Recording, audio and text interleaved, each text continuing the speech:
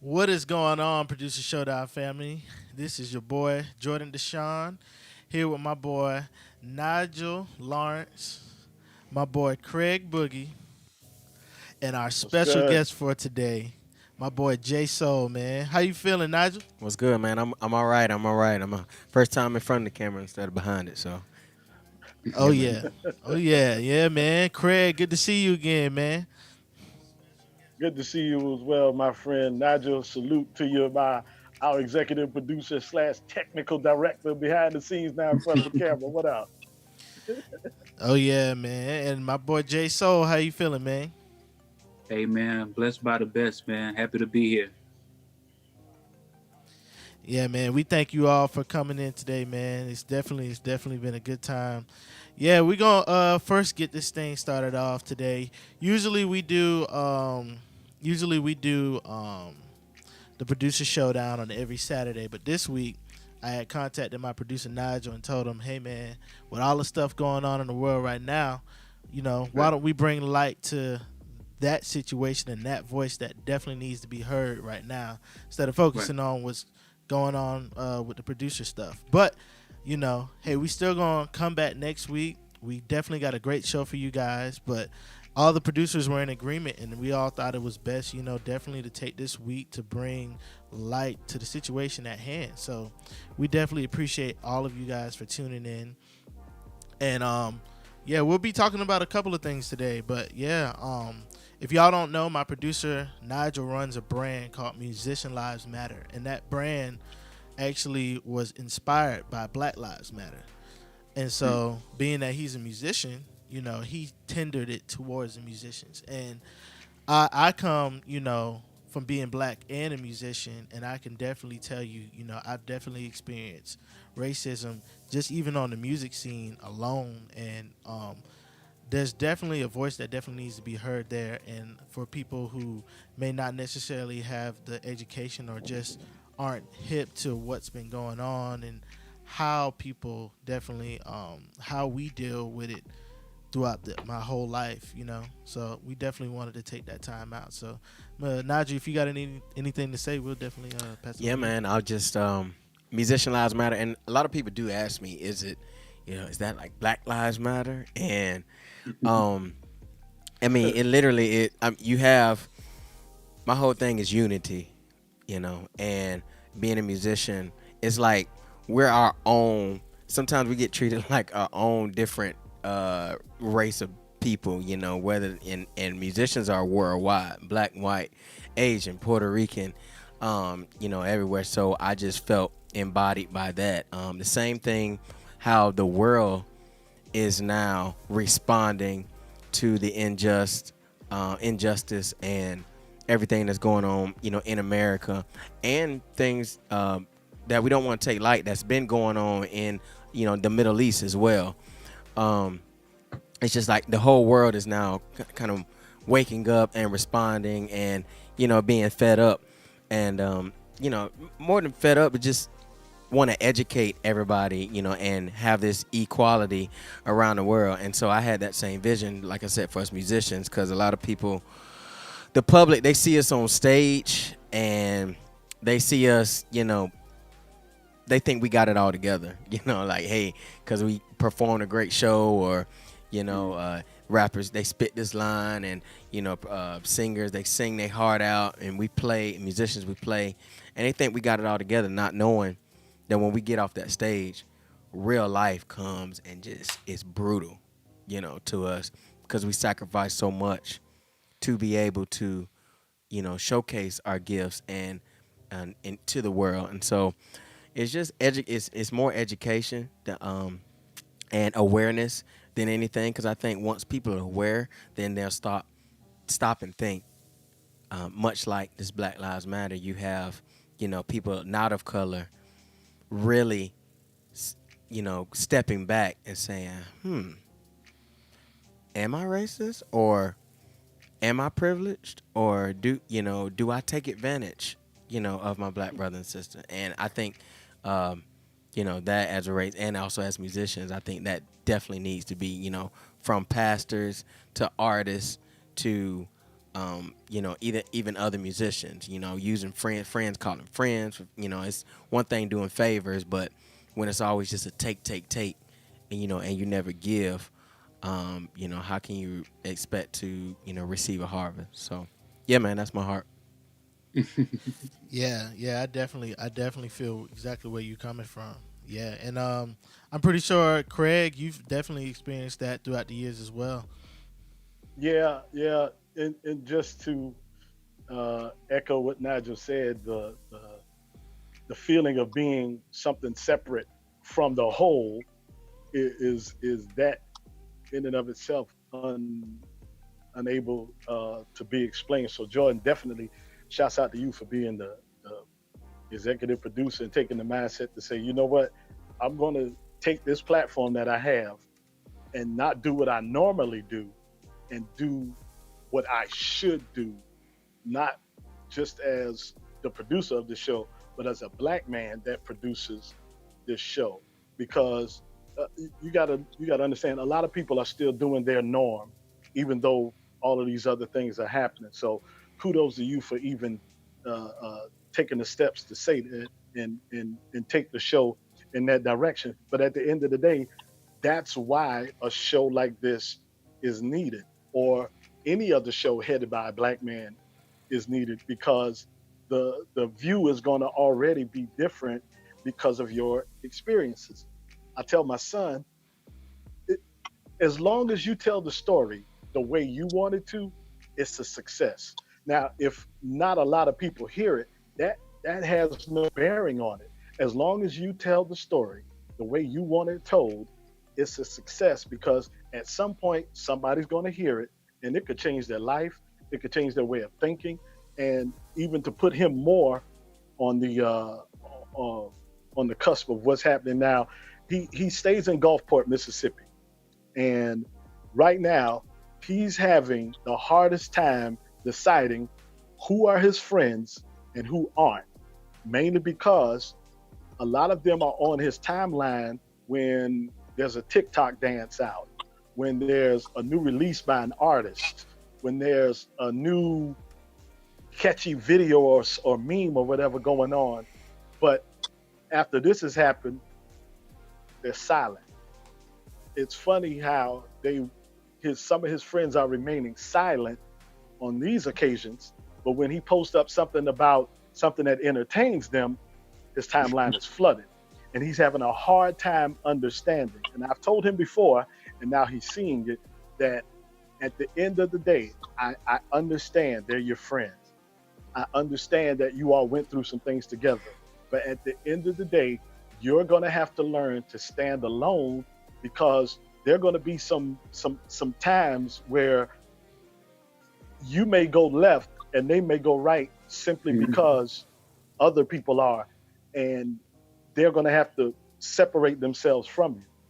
And just understand it. Don't hold it against them, because you're in Mississippi. A lot of them have been taught that, so that's not an accident. They've been taught that since they were young kids. But then they come to meet you and get your vibe and whatnot, and they go, hey, well, maybe it's not that bad. But Right. then now something like this Yeah, happens, and they really have to question themselves. Like Nigel said, am I? Do I have privilege? Do I even understand what it is? Am I taking advantage of it? Am I using the leverage? Or can I use it for good?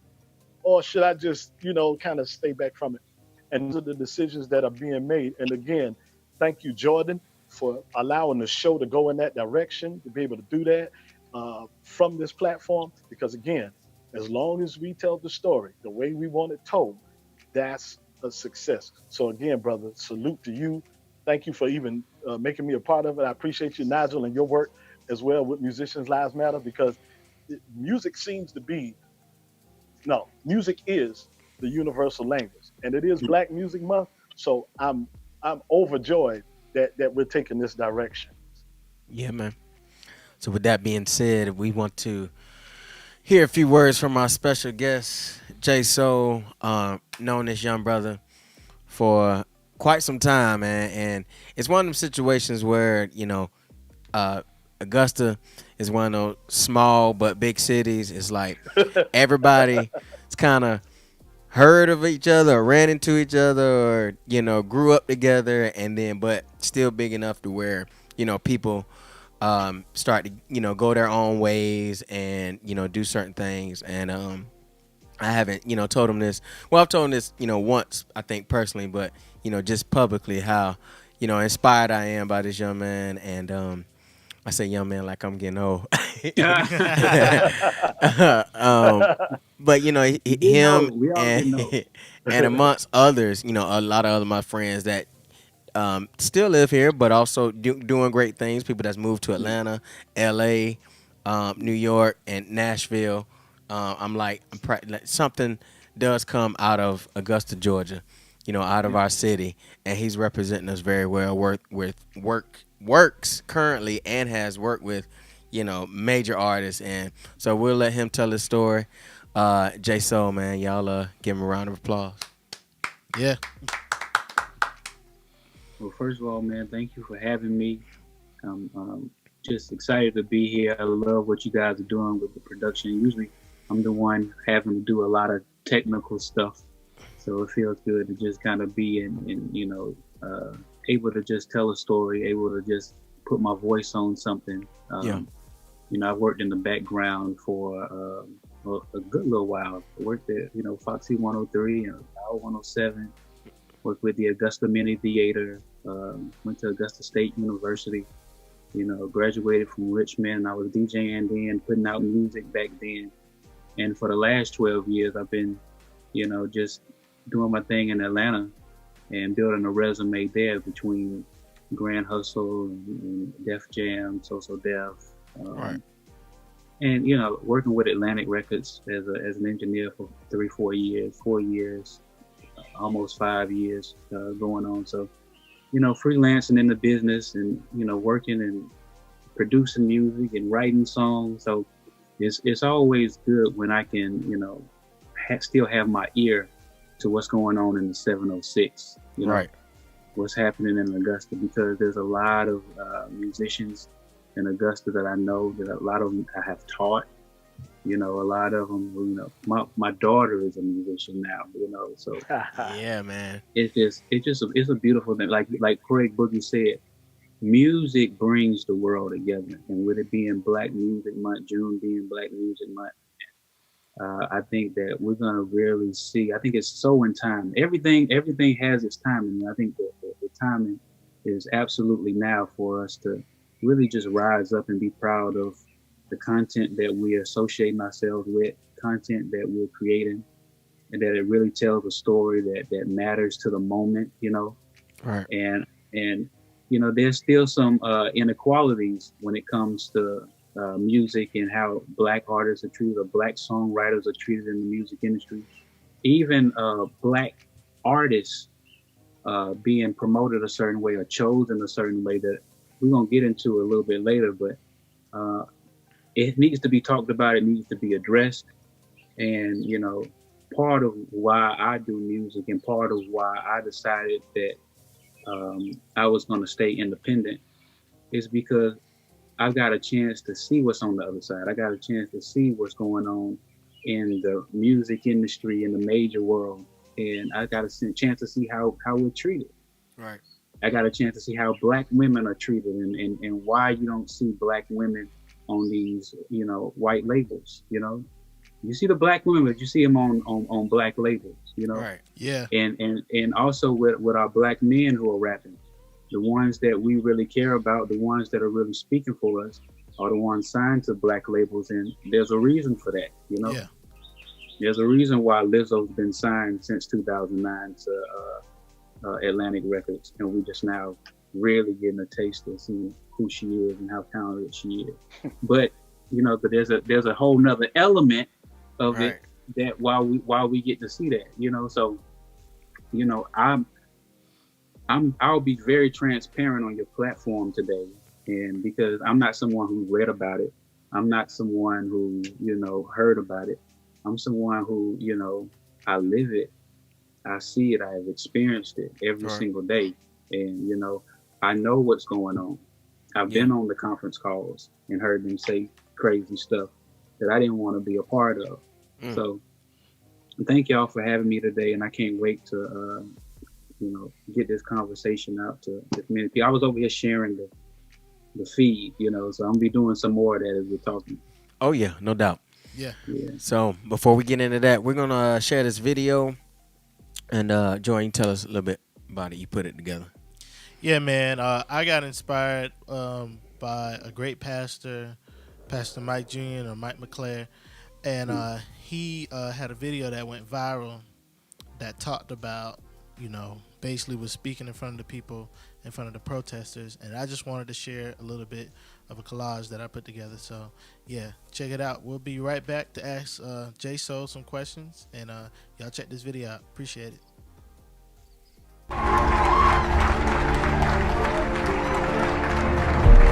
No justice!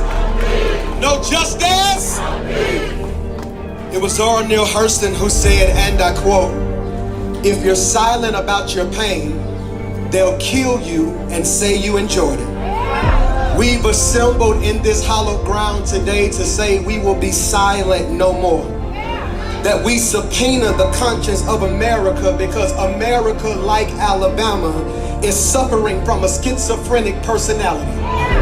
On one hand, you shout when Jalen Hurts scores a touchdown, but you're silent when a brother who looks like him is being killed. On one hand, you shout when Tommy Tuberville goes to the SEC, but you're silent when he partners with the party that is holding our people down. On one hand, you shout when you move over 280. But I came to make an announcement. If you don't fight about what's happening in the 35208, it's going to bleed over into the 35242. We have quoted that this is the land of the free and the home of the brave. But when this land is not my home, that one statement poses a tale of two Americas. That when this land is not my home, I can't be free in a place that I do not own. So since I can't be free in this land, it's time for me to be brave in this land. And I come to suggest that as you stand in this crowded space, on my left, I hold my oldest son, who I love with all of my heart. On my right, I am flanked by my father, who made me everything that I am. When you kill my daddy, you take my history. When you kill my son, you rob me of my future. And we came to declare you can't have my history, and you can't have my future.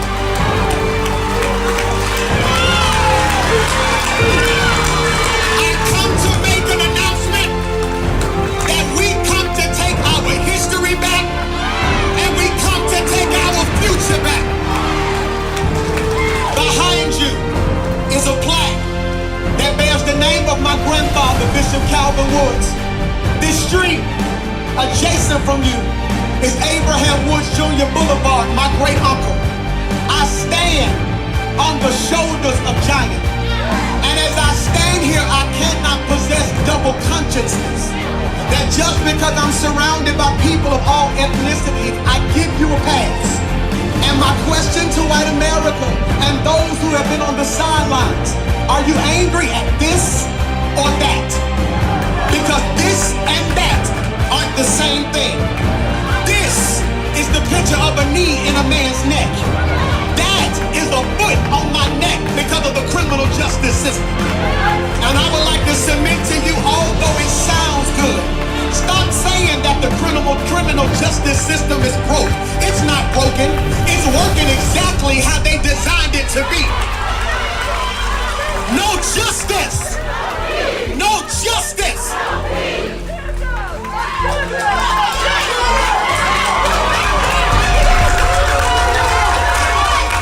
I have to be honest with you that within me is an anthropological duality. That within me dwells two people. There's a part of me that wants to be Martin and say we shall overcome. But then there's another side of me that wants to be Malcolm and say tear something up. There's a part of me that wants to say we need peace. But I have to understand it was peace that changed our life. In closing, public killings isn't anything new.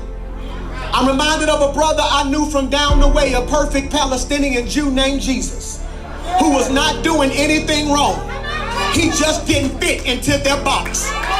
They devised a plot to kill him. And once they captured him, because the people in his circle sold him out, they captured him and they did three things that I want to leave with you as a margin of hope to those who are hurting. The first thing they did was put a crown of thorns on his head. And I want to speak to everybody listening. Although we're going through a difficult, arduous time, you will not lose your mind. After they put a crown of thorns on his hands, they pierced him in his hands. They pierced him in his feet. And hands are a euphemism or a metaphor for productivity. I want to speak that we will prosper during a pandemic. That in what world do we have to fight corona and corruption, pandemic police and cricket politicians?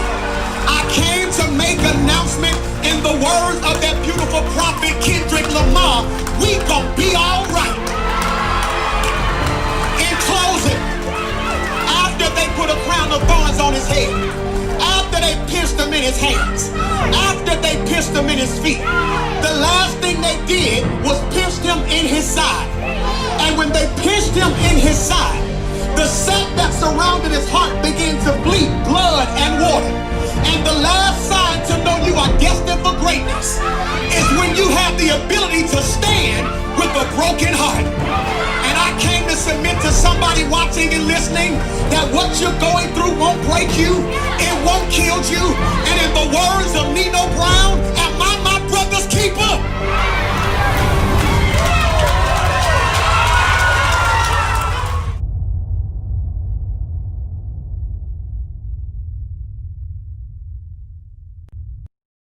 Man, wow. Wow. Yeah, yeah, most definitely, most definitely. And I just hope that inspires somebody. Yeah. Like he said, no matter through the pandemic, through the uprise, we gonna be all right. That Mhm. that spoke to me. That's what I gathered from this. Out of all things, I just wanted to let people know, that even though it looks bad, you know what I'm saying, that we've been through the worst, you know what I'm saying, before, and we gonna get through this as well. So, yeah. But without further ado, I wanted to tell the viewers, make sure you follow us on all our platforms on YouTube, Facebook, and Twitch and Instagram at Producer Showdown. Also, continue to subscribe to our Twitch channel. We're continuing to grow, and with the more subscriptions we have, the better we can present and different things of that nature. Also, if y'all would like to donate, we have a Cash App for the Producer Showdown under my Cash App, DJordan1000. So, just wanted to keep that in mind. But yeah, we got a special guest with us today, Mr. J Soul, who's worked with a lot of people in the music business and who's experienced a lot of different things. And he's gonna we got times for questions and answers. And I got a few questions I'd like to ask him, about his experience in the music business as a black man. So yeah, I appreciate you joining us, man. Hey, no problem, man. It's always a pleasure to do, something great with people who are doing something great. Okay. Yeah, man. Appreciate you joining. The first question I had for you, what do you feel like is the biggest difference between blacks and other ethnicities as far as when it comes to opportunities in music in general? I was very fortunate doing music in Atlanta. You know what I'm saying? Yeah. Because you got there's a lot of opportunity to work with in whatever sector you really want to work in. You could go to Apache on a Tuesday night and find all the live musicians. You know what I'm saying? Yeah. If you want to work with live musicians, you can go into the church, and if you want to do gospel, if you want to do rap music, you can go to an open mic. You could go to Crucial on a Monday, and they got all the rappers are rapping. You go to any of those open mics that's going on in Atlanta, and you can give them beat. Well, back then it was beat CDs. Now you email them, but Yeah. what I have noticed that is if you're black and you produce, you can songwrite, you can engineer. Sometimes they look at you like you're double dipping. You know what I'm saying? Like, no, if you're the engineer, you just need to engineer. Or if you're the songwriter, don't try to do everything. You know what I'm saying? Right. And but if you're white, you know, it's like it's especially if you're in LA, it's like, wow, you can write the song and you can engineer and you can mix and you're on a whole different platform. For a brother, it's like, what you mean you can't make the beat and engineer and songwrite? They like you know what I'm saying? It's like when LeBron James goes and dunks, you just like, okay, but you see a white boy is 5'7" or something like that. It's like, I think in the music industry they get way more impressed, and you get put in a lot more rooms. You know what I'm saying? Right. Especially when you start talking about just there's a lot more platforms for white artists that I think we're breaking a lot of those barriers now. But if I'm talking about my experience, you know, especially working for Atlantic, they'll put me in a room with Wiz Khalifa, OT Genesis, Q, you know, but I might not see Bruno Mars, who signed to the same label, but he's gonna do his stuff over there. You know what I'm saying? Like I wouldn't see a Led Zeppelin at Atlantic, but I'd see, I'd be in there with Sunny Digital, Metro, which is cool. But I just think that they've always, even like Craig Cowman's title, he's head of black music over at Atlantic. You know what I'm saying? So it's like, Isn't that a yeah, joke in and of itself? black, you over black. It's like, it's over there. It's like we Atlantic, but like they still kind of like you know what I'm Yeah, saying? we'll Like put you over the y'all over urban there. section. Yeah. Right. Put you over the urban section. Yeah, but they didn't even use urban. It was black music. You know what I'm saying? This is the black music section. And then when in 2016, when they came out of 12 Music Group, and they decided to have a studio at Mean Street, where DJ Drama Studio, Mean Street Studio 501 Mean Street, where they was doing Gangsta Girl Radio, and they had a B room. Atlantic built the A room over there, and it was, it's still there. It's beautiful room, and it was like, but it wasn't really for musicians. You know what I'm saying? You got a mic, a compressor, you know what I'm saying? Just like, you make it look like the club, you make it look like a VIP section, but then when somebody like Ben Hudson comes to work with Janelle Monáe, he's like, y'all ain't got no other guitars. Y'all ain't got no other, like, you know what I'm saying? Like, he's looking for, y'all don't have any other mic choices. Y'all ain't got no guitar amps. Y'all ain't got no, it's like, it was embarrassing, because like, here we are, you supposed to be at, I thought this is Atlantic Studio. Right. Yeah, it is, but they really just want to do some trap music over here. This is their trap segment, Yeah, that's So, Jay, that's let very me let me interesting. let me ask you this: Go with ahead. with being in those rooms on those phone calls, like you alluded to earlier, Yeah. do you find, especially as whatever your role was, that you had to prove yourself as opposed to what you had the potential to be? How did how did they navigate where to put you, and how to uh, uh, uh, team you up with certain artists? I mean, what this is really how it was, man. It's just like, I started as an intern over at 12 Music, you know, Okay. and and this is after I've already had a song on the radio.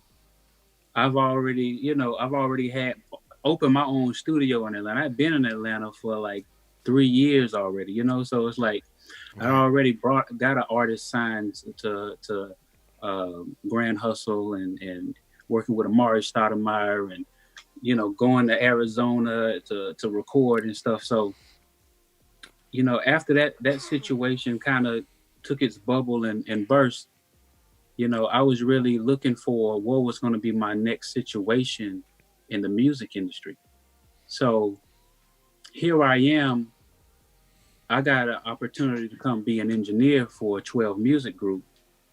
With Dina Marto was over this studio at the time, and I remember going in there realizing that you can't be no engineer over there unless you start as an intern. And I'm like, oh hell no, bro. I ain't, but I've had interns. I ain't interned in a damn thing. You know what I'm saying? But then I realized that Polo the Don was in the back. You know what I'm saying? I realized El Varner had a session that day. I realized, and we're talking about 2013. You know what I'm saying? So if Missy comes there to work with Monica, and you got the business, you got Ron and Timothy working in one room. You got 4 studios in this building. Atlantic Records had their own studio in the building. You got uh, people who's working with Drake and all this stuff. I'm just like, okay, well, I don't necessarily have all these connections like that. I said, let me just come in and let me just see what I can contribute. But I never carried myself as an intern though. I carried Right. myself and I made sure that I introduced myself to everybody as a Right. music producer. Hey, how y'all doing? I'm Burroughs, music producer. Hey, how y'all doing? Burroughs, music producer, music producer. So that Right. was the only thing in their head. Yes, I was washing the dishes. Yes, I was cleaning up the bathroom. Yes, I was running to go get the Wendy's. Yes, I was going to get Chick-fil-A for Polo or Don at 6 in the morning. You know what Right. I'm saying? But I knew that there was going to be something on the other side of this. You know what I'm saying? Well, a lot of people don't even understand that now. A lot of people still wouldn't intern to this day. So Right. not even 2 months went by before I went from not getting paid as an intern to becoming studio manager. I became the night manager for 12 Music. You get what I'm saying? So Right. here I am now. I got a key to every room and the code to everything in the studio. Why? Because of the way I carried myself. And I was only supposed to be there, 1 or 2 days out the week. I was there just about every single day. And I made sure that each studio had batteries, everything was cleaned up, the windows on the booth ain't have no fingerprints. It was an impeccable situation when I was there. And one night, it was Polo Don's birthday. It was October 17th of 2013. He, he didn't have an engineer. And I had never even engineered there yet. You know what I'm saying? Right. I had, like I had been in there with some other interns or whatever. I had never engineered a session and got paid at the studio yet. Polo the Don was getting this artist named Bando Jones. Sex You was this record it was working on. Mika Means wrote this record with Blanco Theory was doing some of the well, he's Blanco Brown now. He has this big song called, The Get Up that just, he's big country artist now. I don't know if you've heard of him, but going and do the 2-step and Cowboy Boogie, that's him. We was all in the studio that night and they was like, Burroughs, can you work the A room? I'm like, I can work any room in here, bro. Like, Right. what y'all talking about? You know what I'm saying? But I Right. was very humble. I was like, yeah, I can do it. We did a 24-hour session that night. And it went from my birthday's the next day, October 18th. So this is how I remember this. We went from recording that song to leaving out for his birthday. We played the song that we recorded at the club that night, came back and started working on it some more. You get what I'm saying? So to make a long story short, or make a long story longer, really, I went from there and I went to Mean Street because the guy who was working at the Atlantic studio, Mark Real. Mark Real called me one morning and was like, bro, I'm getting ready to leave Atlantic and I think that you need this position. Now keep in mind when I was studio manager, I was only making $300 a month as studio manager. Oh man, I thought you was finna say a week, man. Like, that's pretty, well, that's pretty good. Oh $300 man. a month as the studio manager. Oh man. Yeah, that's The Atlantic that's a job, hard job. the Atlantic job that he wanted to pass over to me was a $25 an hour job every week, direct deposit. Yeah. Yeah, So I'm that's looking nice. like, I'm like, hell yeah. Yeah. So now we going into Sign me up. 2014, and I worked for free for Atlantic for 5 months.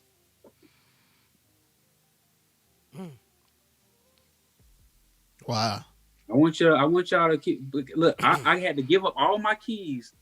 They had to change the code because I went from working all the studios getting paid just about nothing. But I worked with We Are Tunes when they did the Nay Nay.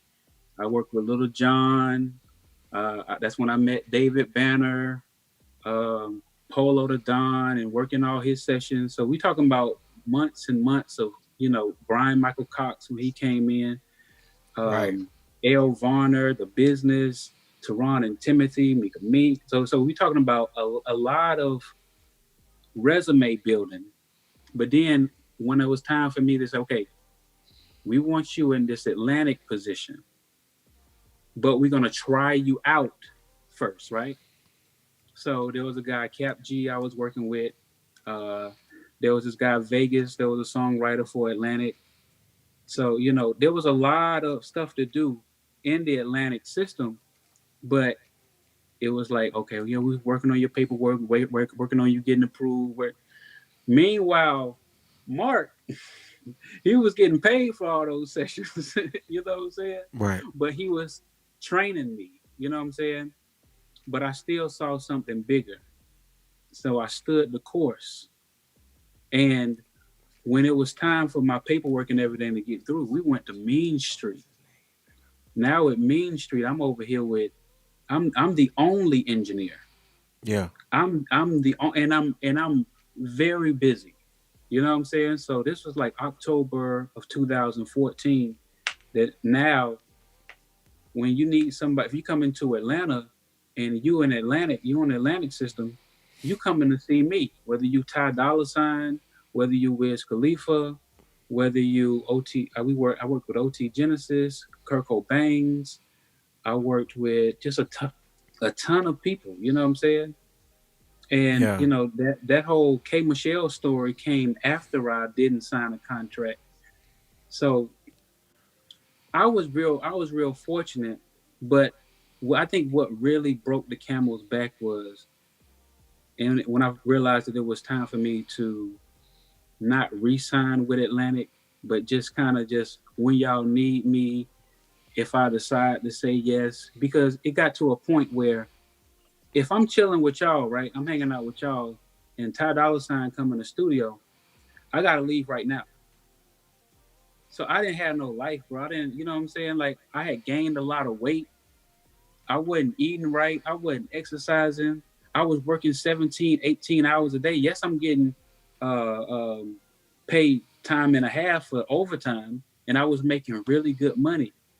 But by the time it got to 2016, I was just like, just really burnt out on the engineering. And I saw myself doing music that I didn't necessarily care about doing. Right. You know what I'm saying? Now Wow. somebody got to tell me, look, do this song, work with this artist, you know? Right. And it's just like, I wanted my freedom papers, you Right. know?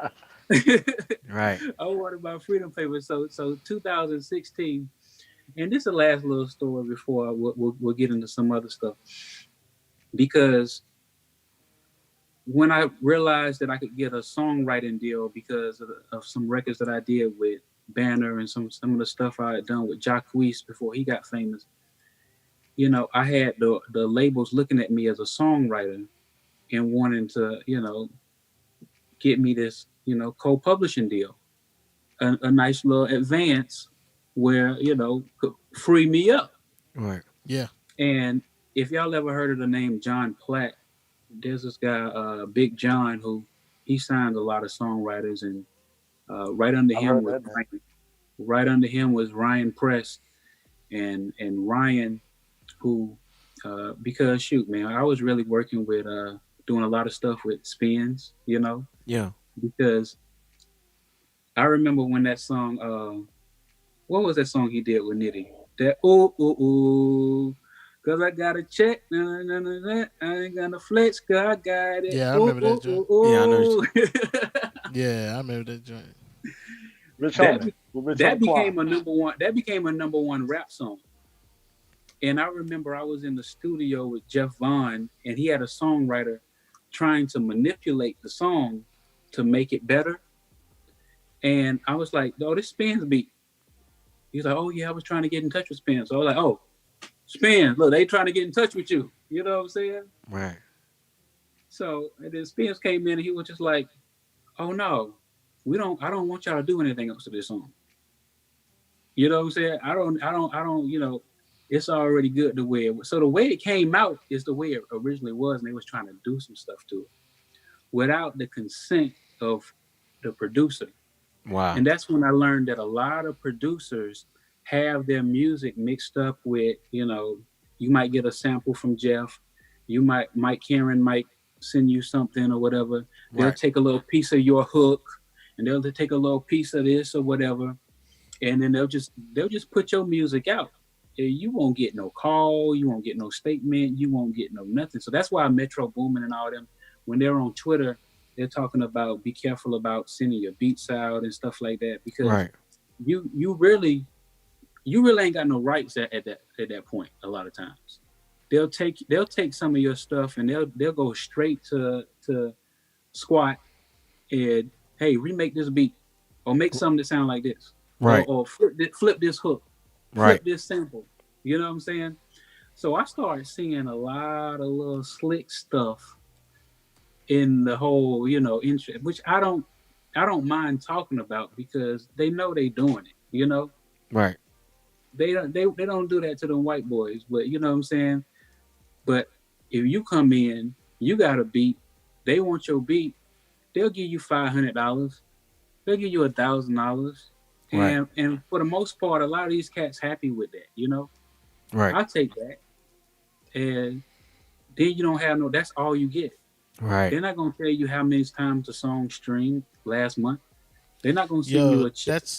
that's a very good point. I was just talking to one of the producers who's in the tournament, um, and he was sharing with me. We had a discussion on my live that I was promoting for it, and he said, "Man, one dude said I don't understand how producers make a lot of money selling, uh, you know, 60 beats for $5, like all 60 beats for $5."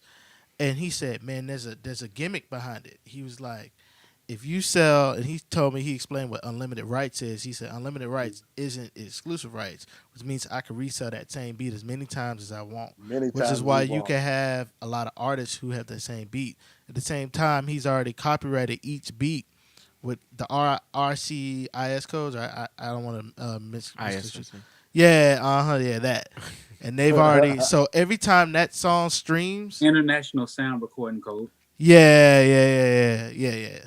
That anytime that song streams, it goes to the PRO, which might be BMI, ASCAP, or Sound Exchange, and they automatically are getting a check. At the same time, they might post that same joint on BeatStars, which and you're not BeatStars and you're pays not you. even you don't even know it.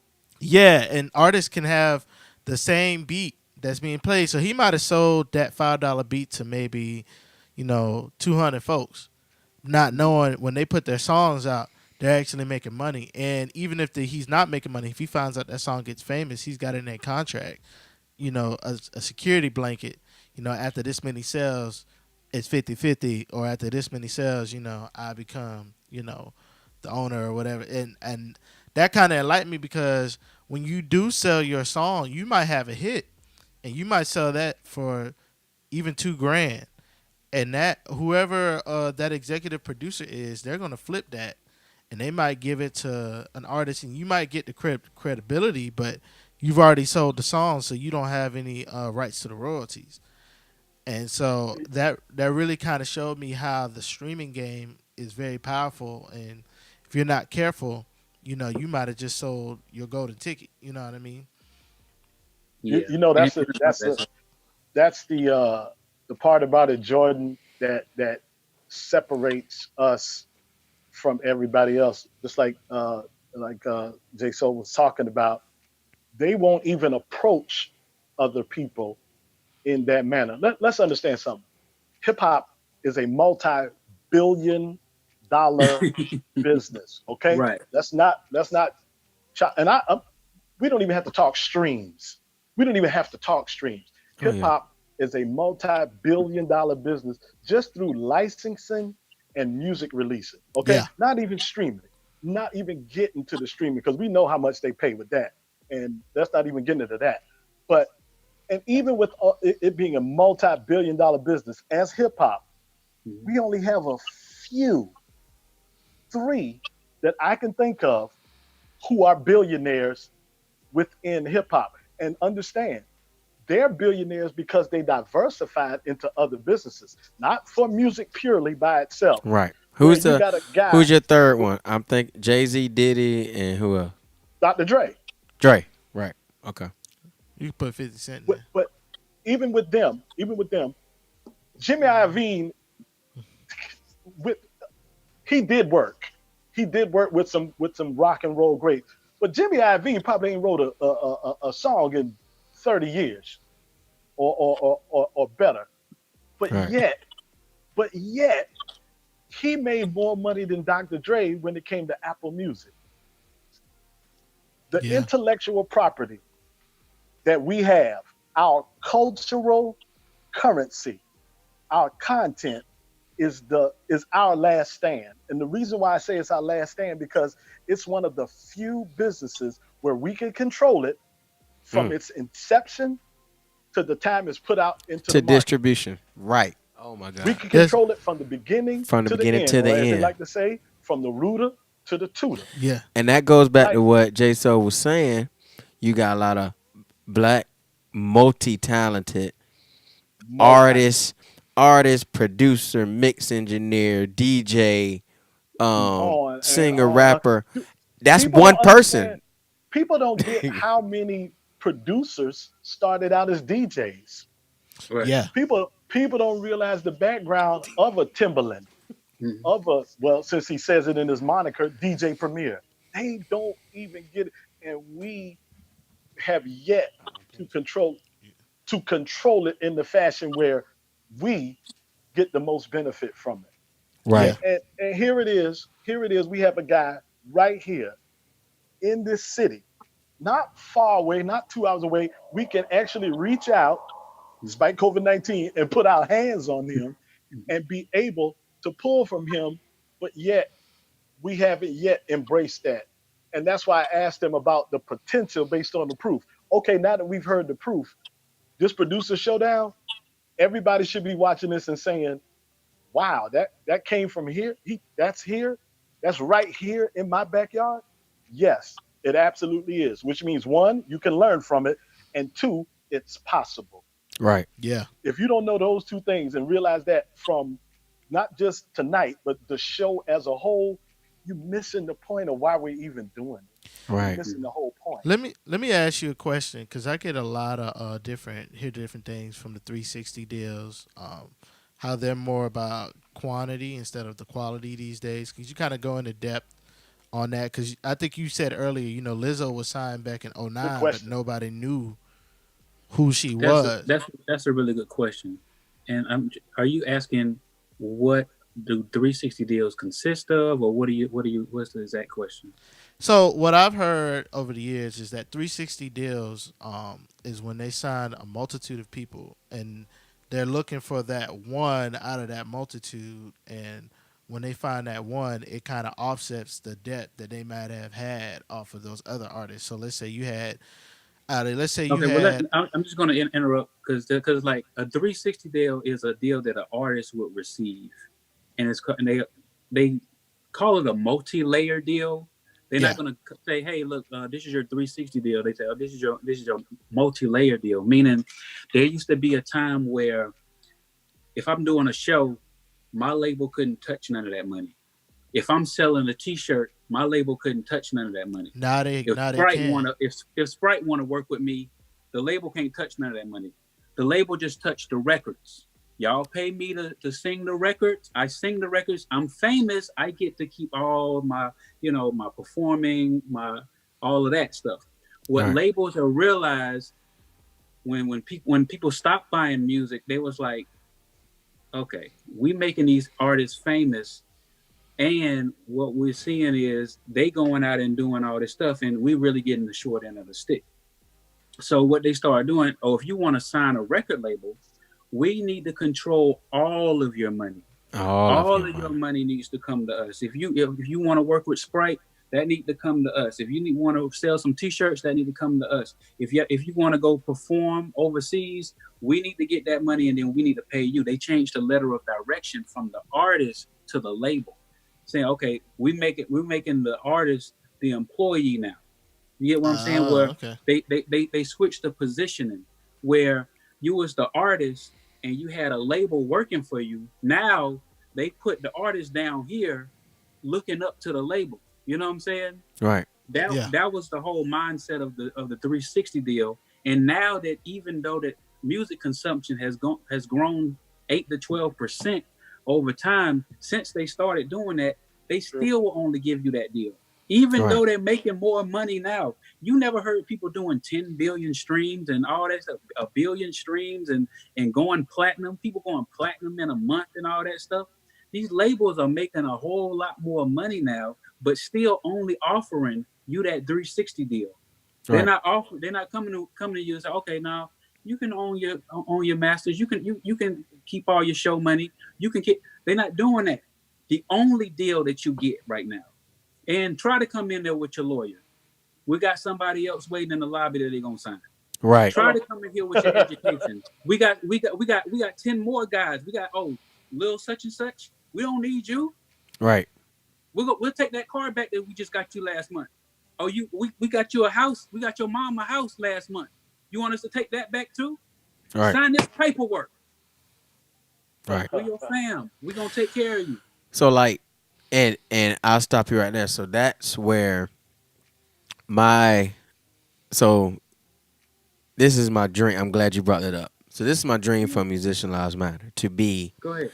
not just basically a label, a music recording label, production label. And when I say production, that's not just music. That's artist Yeah. development, you know, everything, lawyers all involved, to be a place where artists and producers come to us, where we fill in all the gaps to where you need. Because what you said about that 360 deal, I do feel like, okay, so my man Jordan comes to me, he can sing and he can play the piano, but he don't know how to do any graphics. He doesn't know how to do videos. He doesn't know how to record, engineer. So if I come and help him do that and be successful, yeah, I do feel like as a label, I should get a piece of that. But like you said, I don't think it should be a cut dry. Every person we come is this deal. It's Yeah. based on the work that we do, fill in the gaps. So say vice versa. He comes to us. He can sing. He can produce, play. He can engineer. He can do videos. And he already got a following too. And he already got a following. Yeah. So And why you're is he you're coming? dangerous. You're Right. dangerous to them. You're a Right. threat. No. So for us, that doesn't matter.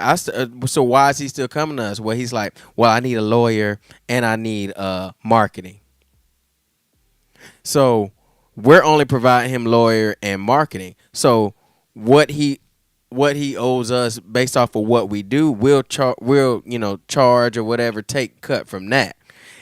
We shouldn't be dipping in any other money that he's already Yeah, that he providing built himself, himself, yeah. coming towards us. You Right. get what I'm saying?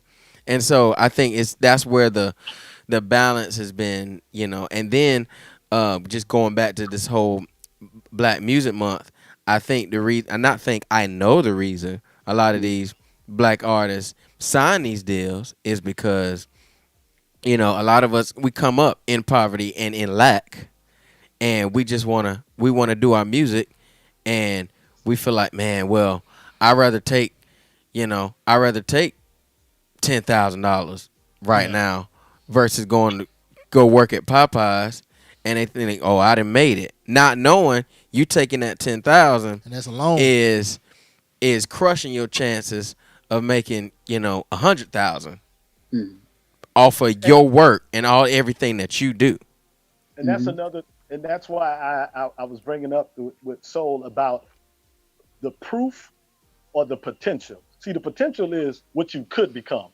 The proof is, well, this is what I've done. It speaks to your resume. And shouts out to our former president, Jimmy Carter, for even designating this month as Black Yeah. Music Month, because I'm glad it came from Georgia, because that says a lot. That says a whole lot about the people that are here and understand it. Now, getting back to what you all say about an advance, that's not just done in music. You know what else that's done? That's done in sports.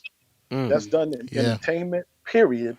Because if you if we don't understand our power, Mhm. somebody else will harness it for themselves and make sure they profit off of it. Because let's be real, these guys are going into the NBA after 1 year in college. If they didn't have to, they wouldn't go. And the talk is always, man, if he don't go pro, he gonna leave so much money on the table. Mm. He's gonna leave so much money on the table. You know he's gonna leave money on the table. He's gonna be missing out on money. We have to stop equating success with with with an amount of money. Because here's the thing, I can promise you right now that the people that signed early and left school, I can guarantee you that the majority of them will never be heard from again. There will only be a few who will first make it pro, who will second make it to a team that does well, and who will thirdly get a championship ring and be remembered. Right. Very, very, very few. So where do we have the leverage in the numbers? Our leverage is more so on what we do with this than what we do physically, because these hands and these legs can only last for so long. So This brain long. right here, until the cows come home. That's why I say our intellectual property is our line of defense. What we think and put together, what we think. And music is one of those things where it cannot be taken from you. It just It cannot. cannot. Your brain won't allow you to do it. If you are a musician, there is nothing that you can hear or nowhere you can be where you won't hear music in your head. If you are an artist and you write songs, there is nothing that you can't hear where you won't take that and write something in your head. It cannot be done. But correct me if I'm wrong, but the NBA is on hold right now. Okay. Right. All right. Football is looking kind of shaky, but I don't see nobody not making music. Right. I don't see Mm-hmm. nobody not making music. That's and right. that goes even beyond music. And again, that's why I'm glad this show does what it does, because I don't care how many people hear it or don't hear it. As long as we tell the story right, it's a Mhm. success. Right. Mhm. That's the point to it. That's what Jay Soul was alluding to earlier when he said, "Man, I saw the bigger picture, but for those 6 months, I took that crap. For Right. those 5 6 months, I took that mess." But you Mhm. got it. He actually had to humble himself and say, "Hmm, am I going to step into this as, oh no, I'm not doing that, or okay, I'll do that up to a point because I know Mhm.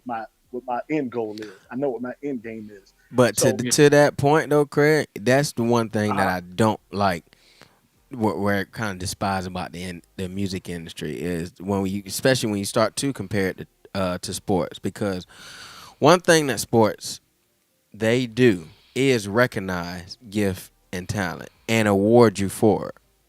Now, Mhm. granted, there's a debate on how much somebody should be rewarded and they should be this, but they have, realized, hey, if we want this guy, this girl on our team, we have to give them a big enough incentive to donate, give their life to our Oh yeah. establishment, to our, and that's what the music industry doesn't do and hasn't done for a very I, long time. Like J So said, as talented as he is, he still they saw that.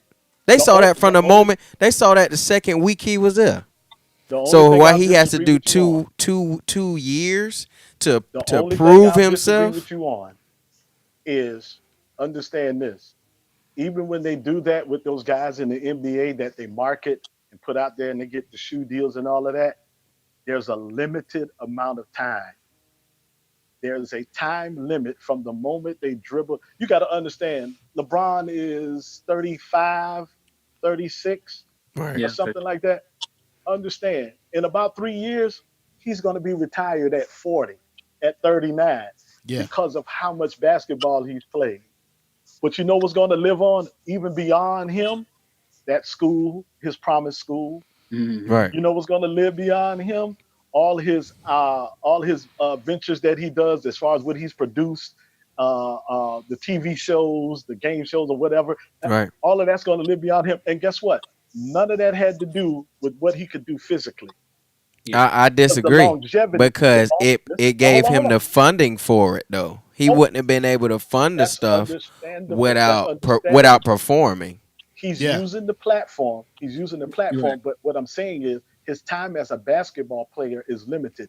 You're going to get, there'll be no more LeBrons. There'll be no more Michael Jordans. There'll be no more Kobe's, rest in peace. Listen, you only get a great player like that once every 10 years, once every decade. Think about if there's that one. Think about this. Think about all of the college teams that go and play during the NCAA tournament that never go pro. Mm. Mm-hmm. Mm-hmm. Now, think about the guys who skip school, maybe go pro and play in Europe or somewhere overseas, come back to the NBA and play max out maybe 5 years. Mm. You don't hear from them again. They don't have that opportunity. Let me tell you something. I met Trent Richardson. If y'all don't remember Trent Richardson, Alabama running back. I think they won like 2 or 3 times back to back. I met him, bumped into him at a gas station in Alabama, of all places. Of Right. all places. He was on the the epiphany, the pinnacle of being a high school football star, a college football star, now trying to make it in the NFL.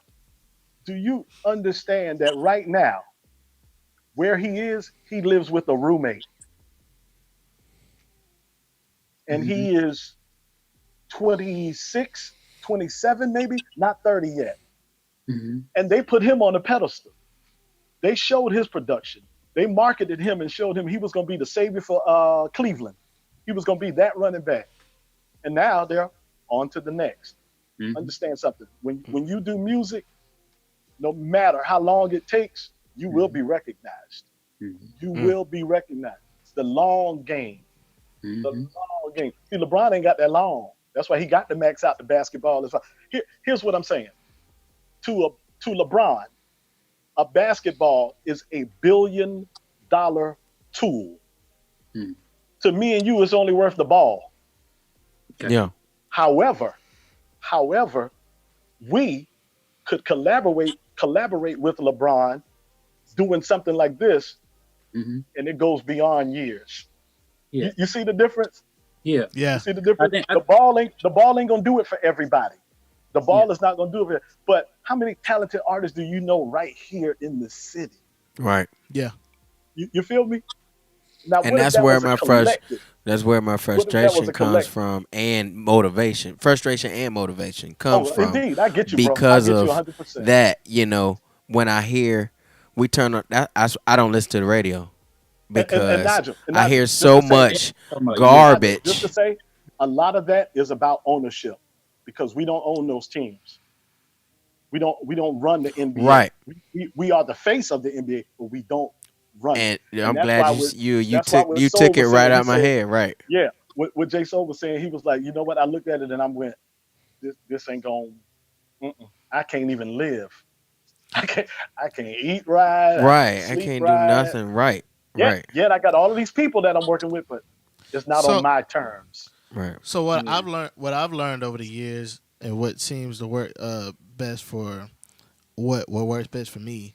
What I've seen is when it comes to music or sports, I'm gonna say it's just a little bit different because you have scouts who are looking for people. But when it comes for music, especially in our area, what I learned is to first get on, you have to do what other people do on the same level to even be considered for a position. Because I could be qualified for a job all day long, but somebody who's less qualified but with a better resume would get that position.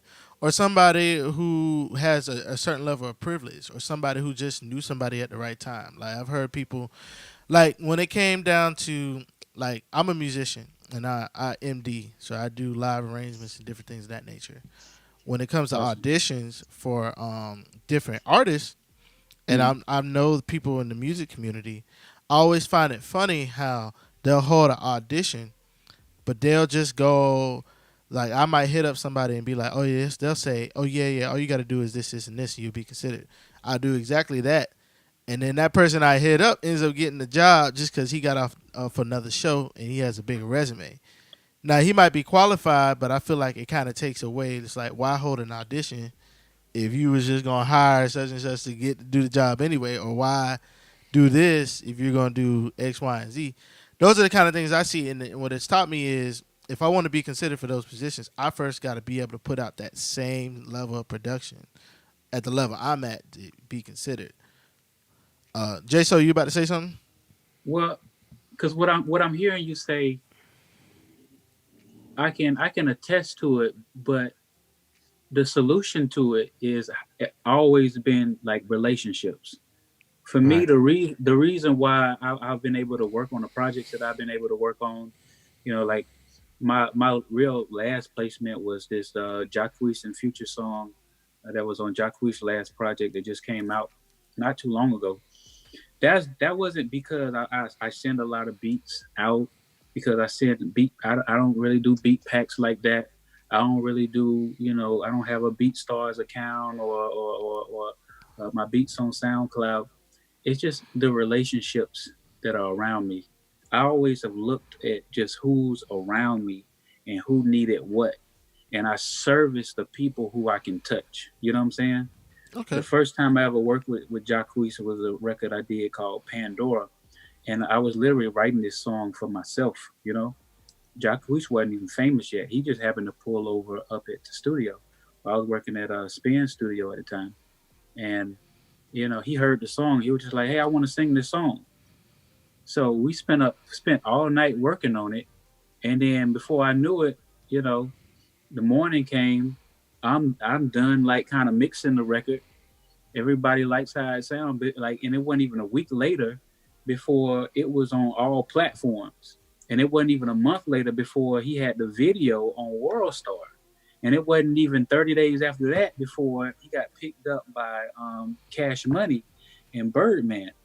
So I just saw this stuff happen really, really fast, and now we have a record, with me, him, and Future, and that Spins worked on as well, and like that just came out of, okay, this person needs something. Let me give them to that. Just being in the mix of it, being in the right places at the right time, and just not doing things in a way that it doesn't take the effort, because a lot of people are putting a lot of effort into their relationships, putting a lot of effort into their career. But what you'll notice is the things that happen for you in your career that are really successful. It might have been stuff you ain't even do no paperwork on. Might have been stuff that you ain't even, like that just happened to be on a humbug. Like such and such just happened to walk in the studio. Like Boosie just happened to walk in the studio, and I did 3 songs with him. You know what I'm saying? Like when he first got out of prison, he came to the studio. He literally just walked in. I'm there. He's like, "You got some beats?" I'm like, "All right, cool." I started running down the beats. We did 3 records together. I think we did more than that, but it was like 3 that we finished. You know what I'm Right. saying? So it's just about being in the right place at the right time and having the right relationships, keeping a positive attitude, doing what you say you're gonna do, always answering your phone, and just you know what I'm saying, having the knowledge and the education that where you don't get played. Hmm. I don't have no bad contracts that I've done. You know what I'm saying? I've always had my lawyer, Jeff Wooten, who always revised my contracts and always looked over my contracts and wouldn't let me sign my contract until we went over every clause and every word and every execution. Do you know what this means? Do you know what that means? Look, I'm taking this part out. I'm changing this percentage. I'm doing this, and they need to add this because they didn't say that you needed this, and you can add travel to your, you know what I'm saying? So it's Right. just like people are like, oh, you got travel on your, yeah. Like how you get that? I asked for it. You know what I'm Right. saying? because you don't just need an entertainment lawyer. You need somebody who's in the business, who's working with other producers, who's working with other songwriters who are actively working.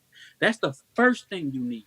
You need your legal situation taken care of immediately. Whether you're an artist, songwriter, whether you're a real estate agent or whoever, real estate investor or inventing an app or what, you need to know the legalities, that not just what they say on Google. You need the legalities of what's standard in the industry, because you might think that 12% of the sound exchange is okay, but if you know that they've been doing 17 and to 19%, you might be shooting yourself in the foot, thinking, oh, okay, the 12%. What? No, we ain't taking 12%. I want the 19. Right. Let's start Yeah. there. If I That's a end up on that's a 17, cool. that's an extra $1 million on the table. Yeah. You get what I'm saying? So, but too many times people get the paperwork and it's just like going to the dealership, or it's just like going and you just like, okay, sign here or initial there. No, we ain't doing that. Nah. No. Yeah. It's crazy you say that. That just got you said the dealership. That got me thinking of my father-in-law, my with also my pastor. He's been known. Everybody knows, like he he has a gift also to preach, but also to buy cars. Cause Okay. he will. I mean, he goes in there. First of all, know what you want, Yeah. and That, then that's number one. you got to know what you want and know what Yeah. you like. You just said the 12%. You already know they giving these artists another 19, 17, 19%. But you might not know that. You might not know unless you have somebody who is literally in your corner. Well, that's what Because I mean. Doing your due diligence yeah, beforehand, not just cold call walking in there doing stuff, like just, oh yeah, that sound good, not knowing. You know And that's so, and he's willing to, like you did, he'll walk out. I mean, literally have the car people chasing them to the car, like wait, miss, like, cause when like you said, what your worth is or what you're willing to put in and get back, and they come at you with some, cause the industry folks, car people, they will try you because they're trying to get theirs. I guess you can't knock them for that, but not at the expense expensive. You. of of you and your livelihood. yeah, And Knowing your worth. you gotta be willing to walk away. But yeah, that part Ooh, right there ooh, you said something there, bro. is, I'm telling you, it's tough. Especially in our black community, yeah, because the walking away, they're like, man, we're not mentally, and we're tired of struggling. So it's like, man, I can walk away from this deal that I really think I should get more, and go back and just keep grinding and going to this job that I hate going to every day. Trying to and fight that, because that's more or less more times the reality. Bills are due. My phone cut off, and so we end up saying yes to these deals that could be better, but it's like we're always looking for a way out. Versus, like you said, a lot of times on the white music side, they don't need the deal to survive. They want the deal to further their music, but they don't need it. That's a good point, because when you come from nothing, you're just you're so hungry for everything, And you and just ready to get out. other than for other people who come from different backgrounds, they whether or not they take this deal, their livelihood is not going to be Not gonna affected. change, You right? know what I'm saying? Their livelihood is not going to change. They don't have to worry about feeding their kids or having to do anything because they've already got either a great 9 to 5 or they've got a network of people who are going to do it. Like I can't tell you how many kids that I've seen that were white who are like older than me, you know, and still live with mom and dad, but all they do is full time music. You know, and it's like, dang, I wish that was my case. You know what I'm saying? Like, you ain't got to worry about no bills. Like we don't have that privilege. Yeah, you know what I mean. Like, where I came from, as soon as I was done with college, it was out of the house for me. You know, which I'm grateful for. But you know, it's a lot of times um, I see how that, you know, if I was like, man, if I had the same time that you had, or And the same time to do this, man, I'd be knocking out so many other walls. You know what I mean? And these But you industries do, that's know you that. have, that's you really have and to, that's that. you got to position yourself. Like no matter who you are, you know what I'm Right. saying? No matter what color you are, you have to position yourself in a way that you can be independent. You know what I'm saying? Mhm. And it Yeah. doesn't matter, you don't have to take a 9 to 5. You can find an investor. You can start a LLC and build your business credit up and get a SBA loan. You know what I'm saying? You can How you do you can go about doing that? That's good. I was just thinking about that. Well, That's a see, see that's a that that that's another episode. That's that's a whole nother show. we gonna get to that. That's a Yeah. whole nother show. But I'm glad Nigel used that word privilege because we do have the privilege to be free thinkers. hmm That privilege we do have, but we don't yield it Mm. enough, or should I say wield it? Yeah. I think I'm saying it wrong. I think I'm saying it wrong. That's my 12 hours at Shaw University. Sorry, but He's so that crazy. but we don't use it to leverage where we are. That tidbit that J Soul just said right there, most people won't even think of going in that direction. That Mhm. wouldn't even cross their mind because one, it's not taught to us. Right. However, now with all the technology, man, look at what we're doing right now. hmm Look at what we're doing right now. Think about this. When my grandfather was alive, to tell him that I could have a phone that's not attached to anything at the house Yeah. and be able to go somewhere and call him toll free, he would lose his Right. mind. But Absolutely. to us, it's an everyday norm. It's Right. every day. It's a normal. It's intertwined into our lives, into our culture, right Right. now. So to say even then that there was things hidden in books, things are still being hidden from us. Not. And when they say hide it in a book, what they're really saying is lack of education. Lack of education. What they're really saying is not knowing, or not even trying to find out, or better yet, asking someone who looks like you, who you know that does that, or asking someone who looks like you, hey, I'm in this position and this is where I'm trying to go. Can you help me? Mm-hmm. Would you mind helping me? That's where a Yeah. lot of the other cultures get ahead of us. They help each other. Yeah. They understand each other's struggle. We understand each other's struggle too. But hmm I'm telling you, boy, we so quick to be. I'm about mines, me Mm. and mines. They don't operate like that. They don't operate like that. We have got to get past the point to where what J Soul just said was a secret. We've got to get past the point to where I ain't asking nobody nothing because they might want something from me. That's not the way it's gonna work. That's not how a community works. See, our thing is right now we're in neighborhoods, we're in the hood together, so we get each other's struggle, but we're not in the community. We don't commune together. Mm. We used to know our neighbors. Now, maybe one or two. Right. hmm We used to know the block. Yeah. The We whole used to know block. the whole block, if not True. if not the entire community to an extent. We don't know that no more. hmm I just told my son the other day. I hate to keep using him as an example, but I got to because he mine. Right. He Yeah. he wanted to do something on Facebook as far as being able to view, or should I say, express himself in doing a rally or a protest. I said to him, I said, well, did you call him? He said, well, I put it on Facebook. I put it on my page. I said, did you call them? Did you talk did you have a conversation Mm. with Yeah. those people in your immediate circle? He was like, oh no, I didn't think about that. I was like, well, my goodness, what you, so you just gonna put it out there, hope it catches somebody's eye, and then show up and be mad because all those other people did. Did you have a conversation with them? Did you Yeah. say, hey man, this means a lot to me? Is this, is that, it's going to be on this date? And then I really would like to see you. Can I count on you?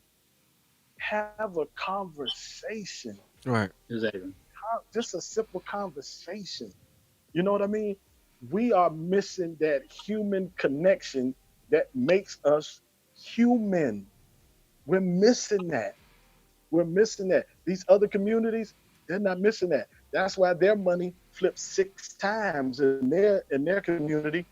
Ours flips once within 24 hours. Yeah. Right. How are we not the purveyors of hip hop? How are we the ones who created the four principles of hip hop, and yet we run no labels? We own no movie theaters. We own no venues, no large venues. Very few. Very few. There, Very few. Yeah. we, Very few. Very we few. got But we Jordan, got again, I gotta toot your horn, bro. You and Nigel with this idea, it cannot be said that anybody who's not connected to us, to you, to J Soul, that they didn't know, that they Right. didn't hear. Yeah.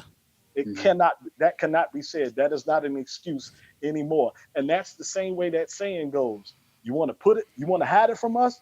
Put it in a book. It's the exact same thing. What they're saying is the lack of the education, the lack of knowing is what puts us behind. And we don't even try to go pursue it. Yeah. We don't even go and try to pursue it. Mm. That's the downfall. yeah. Yeah. Man. The music business really is a whole discipline that you really have to study, and it's changing all the time. And you can't wait until you got a deal on the line uh, to start reaching out to lawyers and like entertainment attorneys, because by that then now they just looking at how much they gonna get out the deal, and they gonna try to rush it as try to get it as soon as possible. It took me 7 months to sign my deal with Warner Chappell. Mm. Wow. I thought we was gonna do it in 30 days. I thought it was, Christmas time was coming up. I was, my contract with Atlantic was getting ready to expire. I told them that I wasn't gonna re-sign it because I was, I was just tired of always having to go to the studio. I Right. wanted to be able to say, no, I'm not available. I'm gonna be out of town. Well, no, I'm not. You know what I'm saying? Right. Yeah. I wanted to feel that. So I was thinking that I'm getting this deal signed in December. This is December 2015, and it was supposed to get signed. This is when John Platt became the CEO. He became the first black man to become the CEO of a major publishing company. Okay. And also Ryan Presses, he went from being over black music to being a director, meaning he was over black and white. This is when Rihanna Pour It Up, and all that stuff. Everything was Right. bubbling. Beyonce's album was just coming out, Lemonade.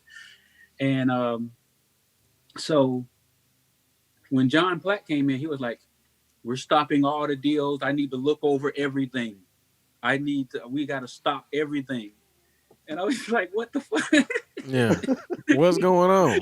Can you imagine you about to get paid? Here's your freedom paper. You get ready to dip out. And then here comes John Platt. I'm happy for him, but he said, we stop everything. Wow. Stop it. Wow. And so it wasn't until April till I signed a deal. But during that time, Atlantic called me because I wasn't going to call them. They called me and it was like, hey, K. Michelle needs an engineer that's really experienced. And I know that there's some guys down there, but I'm hearing that they're not as experienced as you. No, now they missing you. We need somebody who's fast. We need somebody who's patient. We need you to come in. I played hardball. No, nobody really knows the story, but I did. I played hardball, and I asked them to pay me in advance, and I just knew they wasn't gonna do it because they said, oh, Jay, Burroughs, it don't work like that. We can't. We can't. They was telling me about all the stuff they couldn't do, right? And I Yeah. said, well, Car okay, well, y'all salesman. have. I Car told them to have a salesman. good evening, right? The next morning, I got an email. We're gonna overnight your check. There you go. I So I love it. came in. They There you doubled my go. pay, bro. They doubled my. I asked for double. So Sign I seal didn't come deliver. in. I didn't come in as a W-2 worker working on the K Michelle project. I came in. They had to do a contract with my company. They did a contract with 84 Soul Music as a vendor. Right. Do When it. they told me that I couldn't be a vendor. Won't Not he do even it? Amen. God just so good, man. Won't he Just do so good. it? And That's what's so up, man. in 2 weeks, we did 11. I did 11 songs with K Michelle in 2 weeks. And this was a Wow. project What called. year was this? This was the end of 2015, going into. Hold Uh, on, I got the album right here. Hold on. I was gonna Uh ask oh. you if you did the rain. Proof. Here comes the proof. Here comes the proof. It Here was comes the this proof. one. It was this one Yes, right here. sir. Oh man. I got the link to that, by the way, from my from my I was gonna rep. ask. I was gonna ask if he did the rain. You see my name on hold up. You see my name on one, two, uh, three, number There's the proof, people. number four, number five, Yeah. The man got it. number six. I didn't do Nightstand. She had already done that. These Men, I recorded that whole song. Number seven, All I Got, I did that one. Time, I didn't do that. Rich, I didn't do that. Sleep Like a Baby, I did that. Man. Yeah, Dude. Yeah, man. Well, 2 weeks. man, that's amazing. Man, I gotta Yeah. give a shout out to some of these other folks who came through and supported me. No Um, doubt. on earlier, I posted a status, and unfortunately, we won't be able to play everybody's song, but um, Marco Black and Rebel Lions. I got a chance. Make sure y'all check them out. Um, my girl Cola and her friend D Ponder. Make sure y'all check them out as well. My boy Cabin, Milo. Check him out on SoundCloud, and he's got great music, and these are music pertaining specifically to Black Lives Matters. Um, my girl Chantel Wheeler, actually, I'm producing with her. She's one of the people I did my first Zoom conference, Zoom meetings on a production, and she's working on a whole play. And she's been doing this before all of this stuff happened, but even before coronavirus. But we definitely kicking it in high gear and getting some things together. So once all this is over, she'll have something to present pertaining to Black Lives Matters. Um, Also, Joe Nice. Joe Nice got a song on YouTube, "Say It Loud," which samples James Brown. And yeah, we just give a shout out to all you guys who came through and definitely shared their music. And last but not least, we got two other people. We got my boy Chris Parker, who just dropped a song, and then my boy Nigel, who just Yes, dropped a sir. song. Yes, sir. Yeah. Hey. So yeah, y'all will be able to hear that today. So yeah, Matter of fact, we can go ahead and so my guy Chris Parker, he wrote it's not hip hop, so it's in the gospel arena, but it's called Heal the Land. And again, this whole as you'll see at the credits at the end, this whole record is filled with just talented, God given talented people that aren't famously industry known, but should be. So again, for the people that's watching and y'all, any of my aggression just comes from, I'm not just like, oh man, why we ain't made it yet? Why, people I know is, and these aren't just, people that just came out one day. You know what? I think I've seen. these are natural born. I mean, just singing food. Playing. I mean, just can do everything at the highest level quality that. And I was gonna say earlier, I don't listen to the radio because I hear so much garbage on the radio, and people are loving it, eating it up. But I'm like, man, I can call. I got 20 people in my phone right now. I can call that can smoke that, whether it's singing, rapping, playing an instrument. The mix I hear on. That's actually why I became a mix engineer, because I heard these great songs. The singers are awesome, the music is awesome, but the mix sound horrible. So I was like, oh yeah, something got to be done about that. Yeah. And so that's just no more bad mixes 2020. No more, for real.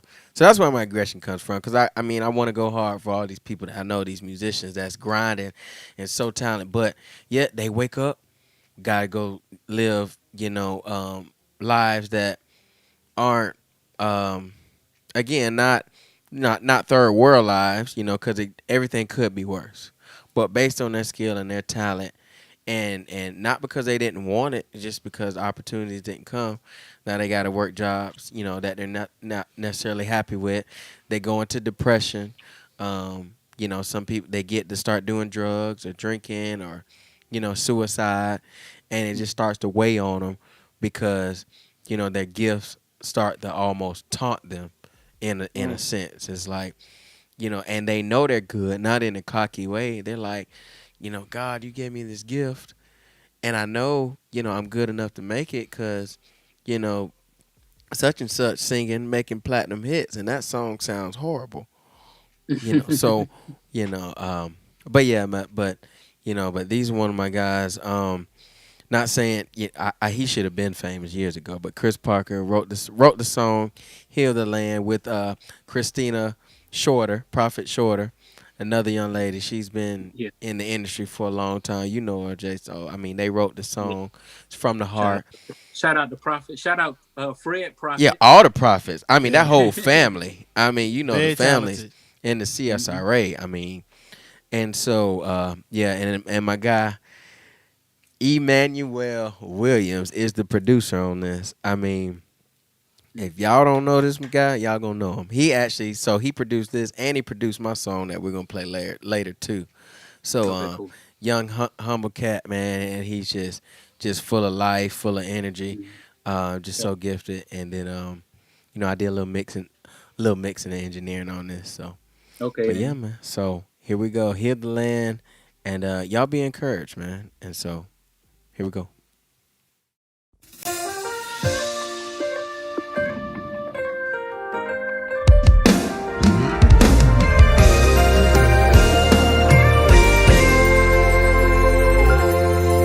If my people who are called by my name would humble themselves and pray, and if my people who are called by my name would seek my face and turn from their wicked ways, then I will hear from heaven.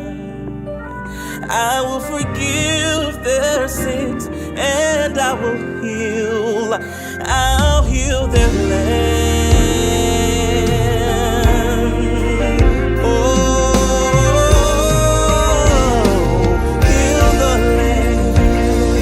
And if my people who are called by my name would humble themselves and pray,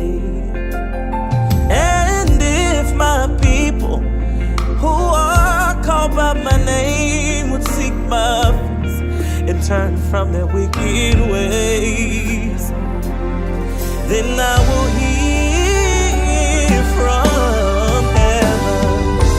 I will forgive their sins and I will heal. I will heal the land.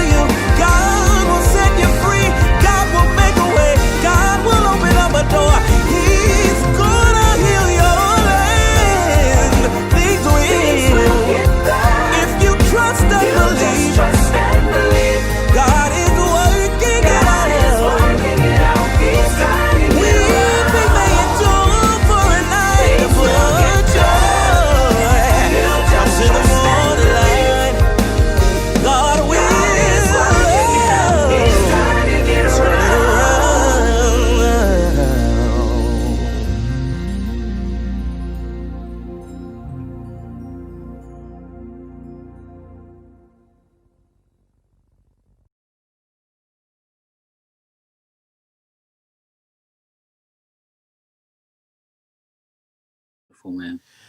Yeah, yeah, Wonderful. that's great, man. Man, That's that deserves a round of applause. heal the land, man. Indeed. We Chris got Parker. we got one more for you too, man, before we leave. Oh So yeah, not right now. Oh, what time? What time are we leaving? What time we got to go?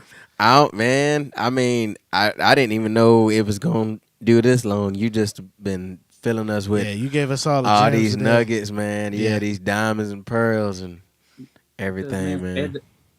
at the end of 2017, I released my first song that I ever put out as an artist. You know, like I have been working so much in the background, and I started kind of losing some weight, and like Banner's album that came out, God Box, and that was like a number one joint.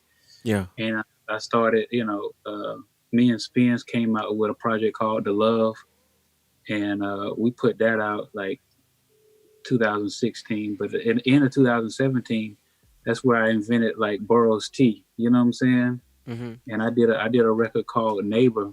So I want y'all need to check out Neighbor, man. It's like, how can you love me and hate your neighbor? You know what I'm saying? Yeah. it's called Neighbors. You got a video with it? No, I haven't shot. I've only shot one video that was just like a visual. You know what I'm saying? I got you. Like when I shoot a video, I really want a lot of people to be involved. Like I feel like I want my team to be together Right. because I know the buttons to press to make things really go. You know what I'm Right. saying? Yeah. And when you press some of those buttons, the radio button, the billboard button, the what I'm saying, the marketing button, the investor button, you want to have like your ducks in a row. You want to Yeah. you want to like have the resume and the mindset and just be clear on your intentions and your goals, because once you're introduced to the world, there really ain't no going back. You know what I'm saying? Oh So man. Yeah. however you come out, that's the way people are gonna expect you Right. to be in that lane, and you really can't start doing any other stuff. Right. Not many people get a reset button. Yeah. You don't really Yeah. get a reset. That's very But important to be intentional too. what That's a I good will word. say about like this video, like what you just showed me, I'm adding that to my playlist, man. I've got to add it, and that really should be an artist's number one focus. Like you said, we've been talking about ownership. We've got to own our music. We've got to know where to register it. We've got to know where to place it. We got to have relationships with these blogs, relationships with Spotify playlist people, curators. We Right. got to have relationships with radio. You got to have relationships with your audience, your fans, knowing where your analytics are, where your insights are, so you can really take a dive into it, so you can be feeding them consistently, so that it can build. Because on the other side of that, if we don't, we really just seeing we just making great music, and it hit a few thousand plays, or Right. Yeah. or get played one time over here, but something to that magnitude where you got credits and you got such a brilliant message, you want to make sure that you put it in the hands of the people who want to receive it, number one, and where that you can make sure that you get your streams and your money from it playing. That's right. That's right. Yeah, most And, definitely. and that's the business. That's the Yeah, business where some people don't get. This is the music business. Don't get it twisted. music business. And not to defend it or condone it, but 9 times out of 10, when you hear that junk on the radio, that's because somebody was handling their business. Right. Nothing to do with how great the record was or how it sounded and whatnot. Yeah, it might catch on, it might not. It Mhm. made it to a Right. certain point, and it did a Mhm. certain thing to get them to that point. So So Yeah. that's shout out, about that shout business. out to my boy Kaiser Rod, man. Yes, sir. He's been instilling this in me, lately with that. He said, man, right now, he said it ain't about talent and the gift. It's two ways, because it can be if the right person hears it and puts you on. But just what you True. just said, Craig, he said that person that sucks or can only do one thing, he's Right. going he's going to push that one thing. He gonna, like you said, have his business in a row. He gonna have it registered. He's gonna have marketing for it. His branding is gonna be on point. Yeah. Uh, and he gonna be Uh, out on the street selling CDs, I see him calling come. I people, see him all the time. doing I all see that. him all the And time. I actually wanted you to speak on that, Craig, as far as being in the radio industry.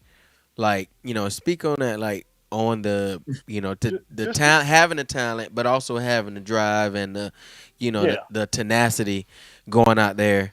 They're going to Augusta Tech word. To to go out there See, and grab what you want. Go get it. get, get if nothing else from this, get your understanding. And I know for some people that's biblical. For some people who ain't in the Bible, you understand what I say. Yeah. You get what I'm saying. Yeah. Get all that understanding. I've man, with the amount of artists that I've met, been in the contact with through their A&Rs, their record rep, their label head. Sometimes, if I'm fortunate enough, you people really don't see what goes on behind them. They get so used to what's in front of them, just in that little frame of the television or now phone or what have you. They don't see what's going on behind them, how those people are working the phones, working their relationships. And all they want to do, here's what they understand. Here's what they understand. To go back to sports, they know that they will never, ever, ever, ever, ever be 6'6", 200 and some odd pounds and be able to dribble the ball and pass it very effectively. Mm. However, they know they're not as talented as even some of the artists that are out there. But one thing they will do, they will outwork them Outwork on you. a Yeah. daily Some of basis the because best artists they are. know they know I can't write as good as such and such. My hooks don't sound as good as blah blah blah. I can't even sing that well, but I know one thing: I'm going to be at every talent show, at every bar mitzvah, at every book signing. I'm going to be here. I'm going to be there. I'm going to show up to the point to where I'm going to aggravate somebody to the point to where they'll take a chance on me. And it's not because they're more talented. It has nothing to do with their talent, but they work their butts off. They work their relationships to the max. To the max. I never forget, I heard Matthew Knowles say this. Matthew Knowles, he said, "Oh man, there's plenty of girls in Houston that can out sing Beyonce." Mm. He said, "I know a bunch of them, but they'll never outwork her. They ain't gonna outwork They will never Yeah. outperform her." You her. He know said, "But they. they will sing around her as long as the day is long." He said, she can't hold a candle to them, but they'll never outwork her. Right. They'll never outperform her, That was ever. a good point you made. What I learned around the recent years, in the past 10 years, some of the best artists are the best promoters. Or, you know what I Hmm. mean? Hmm. That's all. That's all it's about now. It's all They about the believe in promotion. themselves And when nobody else does. And you know what's funny about that, Jordan? You know what's funny about that, what you just said? Isn't it amazing how those people believe in themselves more than anybody else? And they practice they practice biblical teachings without even knowing it. yeah, They do stuff in practicality more from the Bible than most believers. And that throws me off. Like they speak things as though they have them already, yeah, even though they don't, but they keep saying them until they manifest. And some of us been hearing that since we were 5 years old, yeah. from the We still don't choir get it. to the back of the church, and we don't even do that, but they do. Mm. They do it every day. Well, They I'm keep speaking going. that They won't take musician no lives for an matter will answer. be the They keep Disney going. of They music. don't Oh stop. yeah, They believe in themselves. They don't care who says this, that, and the third. Oh man, I don't know if you can make it. I don't care. I don't believe you. You ain't never made it. I don't care. And they keep going. They work. They yeah, work. man. But the most Right. talented, gifted people sit back and go, man, I should be on. Yeah, you're right. Yeah, Well, I got to play them. well, I'm speaking. Musician Lives Matter will be the Disney of music. I second that one. Ooh. Well, So we let's want run it. we want to thank all Yeah. y'all for coming on today, and we want to thank Craig, of course. Thank you, Nigel, and thank Thank you, you sir. again, J Soul, man, for Woo. just giving us some great knowledge, J man. Some Soul. great knowledge.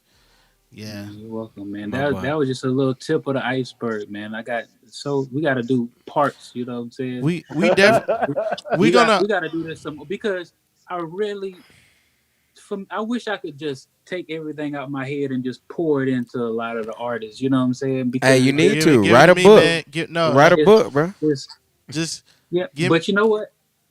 I'm still learning. You know what I'm saying? Yeah. It's still the beginning for me. You know, like I've gone through a lot of things. I've been through a whole lot, but I'm still discovering. I'm still learning every single day.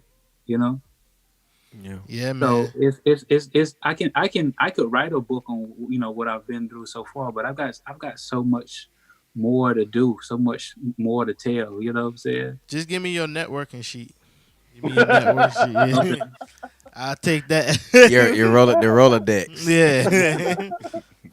But I will say this: you do want to make your connections firsthand, and you got to be Right. careful who you meet people through. Right. And when it comes to this industry, and we'll talk on that later. I'll be Man, actually, no. we gotta. I think let's end it. Let's end it on that, you and then want we'll to end on a song. we Say could end about it that live. We got to end the relationships Zoom. because Hey, that is one thing that Bishop, my pastor, he's always spoken of um your associations there you Mhm. go. determine your destination, Yes, Oh sir. Yeah. yeah, and Yes, it's yes sir. sir. whatever cliche statement, but it's if That's you not don't cliche. have That's if you word. don't have any other saying in your whole vocabulary, you need to Hmm. have two. One, Hmm. Jesus is king, Yeah. and your second is your association determine your destination. Who you connected to will Yes. determine your path. Not just your not just your destination, but the path to your destination. Mhm. Because if I can, the song, the old nursery rhyme, they got the rock. You must go around it, can't go under it, must go Yeah. through. The easiest route is just open the door and walk in. But sometimes who wants to go to the backyard? You got to climb up the window, go over the roof, try to come down now when you could just Yeah. walk straight through the door. Right. You Mhm. know. But Right. yeah, can you speak on that about relationships, man? So we can, that's so I important. mean, So we can. because I've really only given y'all up to like 2016. I did more stuff between 2016 up to now than I did between 2008 to 2016. So Wow. yeah, so That's crazy. That's you know crazy. what I'm saying. So That's like, so hey, we hey, we need a we need a little time. So, yeah. but I We. know that we've been on here since eight. Well, 2 hours is good. You know, like I'm. we can't give I'm. everybody I'm gonna say everything. this. We got after next week's episode, we're gonna take a month off, and in between that month, we'll still be going live, just to Okay. promote the show and everything. We definitely got Yeah. to bring you back on. I'm interested in hearing the stories. I'm gonna be honest. Like it's been, Mm. Yeah. Well, yeah, that's what Craig started with. If we have Yeah. to start telling our narrative, Our from narrative. our And, people. and that's the perfect parlay into why we're here. And again, Jordan, let me tell you publicly, if I haven't told you privately, this is one of those things that will make a difference. And for you to have it in your head, bring it to fruition, and make me a part of it, I thank you and I appreciate you for doing that because I I, I get really beside myself when a black man comes up with something that I know that can change not only his life but other people's lives. Because you got to Yeah. understand, I come from a perspective of with this Black Music Month, with these protests, with these riots, Mhm. with all the unrest that's going on in this country, I understand what how people get their aggression out, but Mhm. I do it different. Musicians do it different. Artists do it different. Everybody plays a role. I am wholeheartedly believing in Black excellence and Mhm. Black economics. I mean, Mhm. my hat, Mhm. that's my buddy's brand out of Atlanta.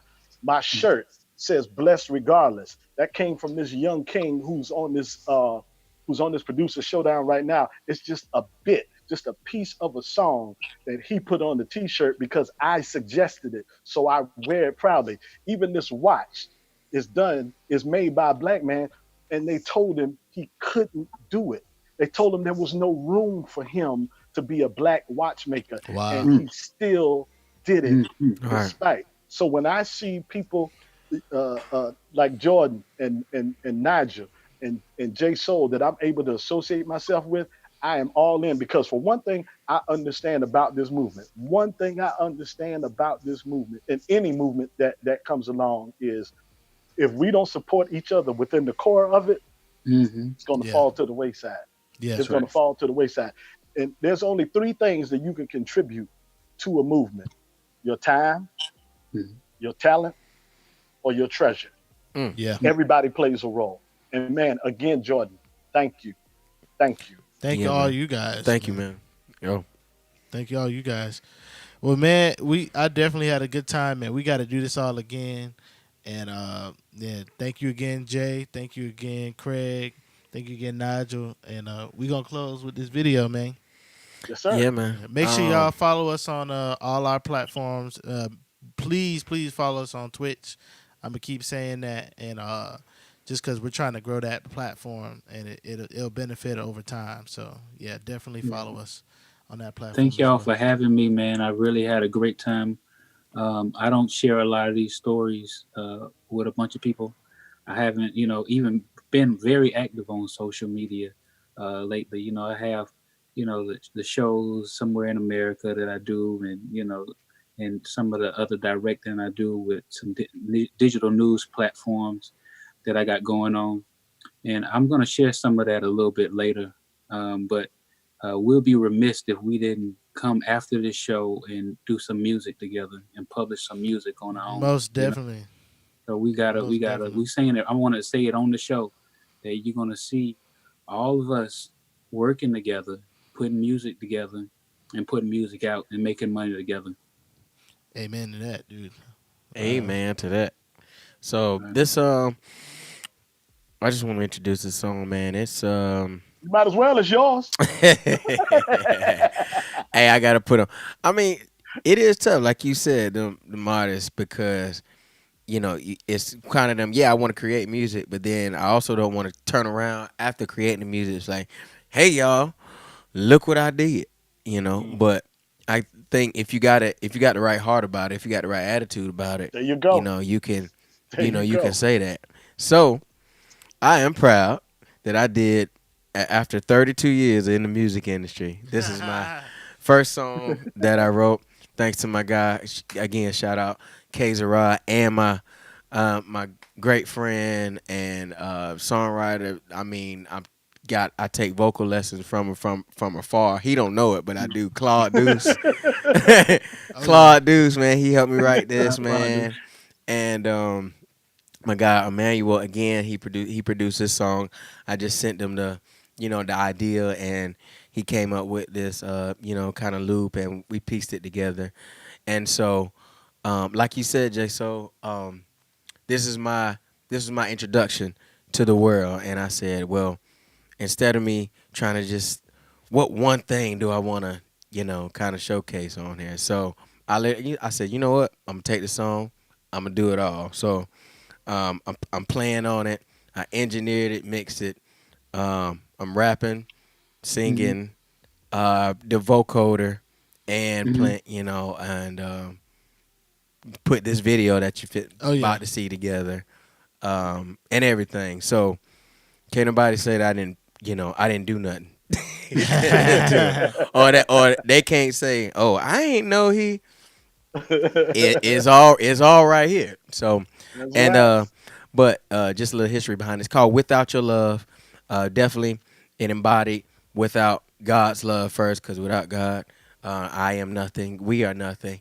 But also in light of everything that's going on, I dedicate this to the Floyd family, the Taylor family, and Aubrey family, and everybody else that's going through something that you've lost a father, a mother, a sister, a brother, a uncle, a grandmother. I lost my grandma a couple months before I got married, and that's still been heavy on my heart. So it's these relationships like you talked about, Jay, so that without them, we can't get by. So this song is "Without Your Love."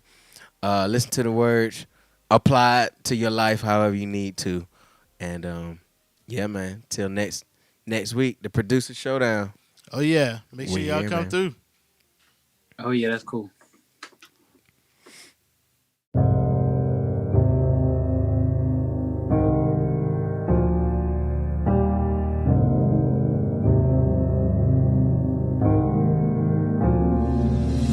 Yeah, I'm like a laundromat with a bachelor folding clothes for solo. I'm all alone, Ralph Lauren. Imagine only a horse on polo. The man in me is refusing to play. I'm like the moon with no sun. It's no fun playing in these waves or beach combing. No home, I keep roaming. I keep hoping that I see you in the bleachers. But all I see is students and teachers staring, judging, looking through a hologram. Matter of fact, invisible, Kevin Bacon, hollow man. You try to see me without these paper shades, the eclipse. Your love is the sun behind me, North Star, I'm the ship. My compass, navigating through the storm. Without you, I'll be lost. There's a reason that I can be free, cause you paid the cost. My future, it's already paid for. I'm tired of being independent, just sign me into your major. Label me endangered species, I'm losing it all. No rhythm, no beat, my heart stalls. EKG, no electricity, I can't breathe. In my heart you stay. You never go away. No, I need you. Be so lost without you. I just want you to know that I just want you to know I don't want to be without your love. I can't do this by myself. I need you. I don't want to be without your love. Don't wanna be. Yeah. They probably laugh. Truth is, with no you, no polygraph. Without your love's degree, tell me what's the subject. It's probably math. My soul is a fraction, they don't know the half. Just the monsters mash. No Thriller, no Jackson, no Screamers, Inception. No MLK, no Dreamers, no Creamers, decaffeinated. While a storm is brewing on the inside. But you got that venti double espresso, you are my tie. Your love, connection speeds at 5G with no Wi-Fi. Turn me up. In my heart you stay. You never go away. No. I need you. Be so lost without you. I just want you to know that I just want you to know. I don't want to be without your love. Yeah. I can't do this by myself. I need you. I don't want to be without your love. I just want you to know that I don't want to be without your love. I don't want to be without your love. It's not the same unless I'm with you. If you're not there, don't know what I'll do.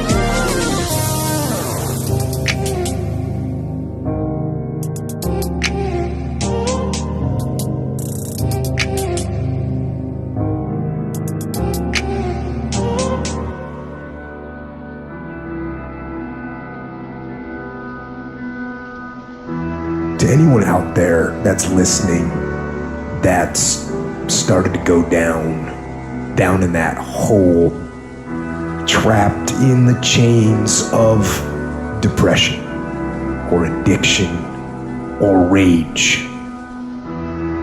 You're going through a tough time.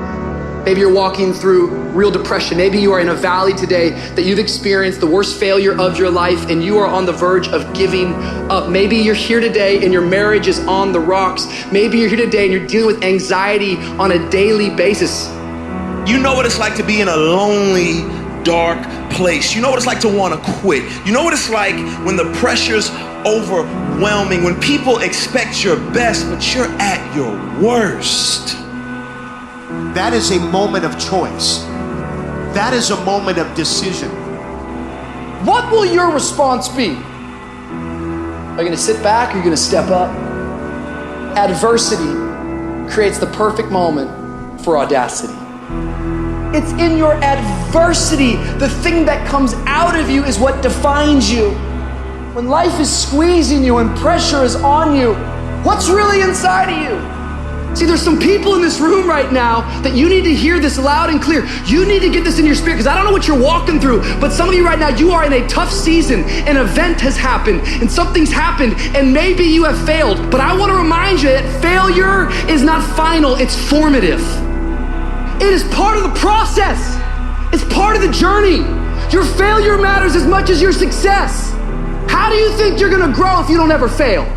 Yet some of you have failed and you have decided, well, guess what? I'm a failure. No, failure is an event. It is never a person. Just because you failed doesn't mean that you're a failure. In fact, failure is actually fuel for your future. The way that you grow, the way that you advance, you have to fail in order to succeed. The darker the night, the brighter the morning. This too shall pass. You're gonna get through this thing. You might not be in control of the storm, but you can have the courage to face the storm, to say, I'm not gonna back down, I'm not gonna run away, I'm gonna walk through this thing because I believe this thing is leading me to another miracle. You see, the fight's not over if you've been knocked down, it's only over if you quit. If you make the decision to get up one more time, I'm telling you, you will win the fight.